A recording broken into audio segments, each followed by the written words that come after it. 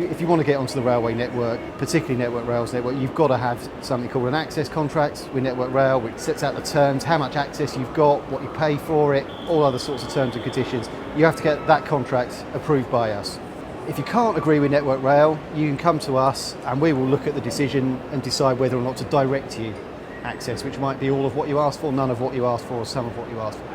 So ORR ensures fair access by making sure that Network Rail and other infrastructure managers are complying with the legislation and the requirements of various industry processes that have been set out for this purpose. So as well as kind of monitoring that, we're also trying to make sure that Network Rail is being transparent, so publishing information for train operators as to use. And then the final thing, as well as the kind of the compliance piece and the transparency, is holding the appeals function. So if people are unhappy that things have not progressed in the way they would have expected, they are able to appeal, and so it's that kind of independent check that fair access has been followed.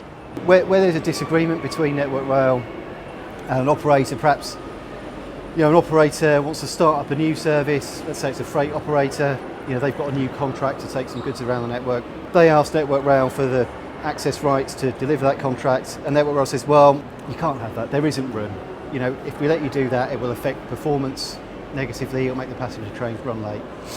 And in that situation, the freight operator might come to us and say, we're not happy with Network Rail's decision to refuse us a contract, we'd like you to direct our access. Essentially at the moment, Network Rail is formally neutral as the infrastructure manager. It isn't operating trains, it's not running its own service.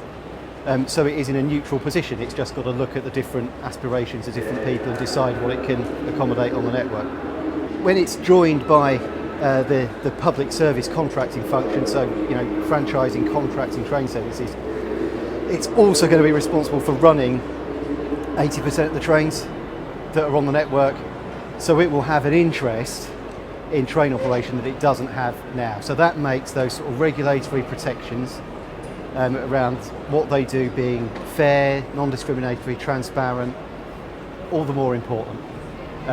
So that means, I think, for us, an increased focus on holding them to account to make sure that is transparently done, ensuring they've got the right capability, and where they don't meet the requirements of the legislation, reviewing their decisions.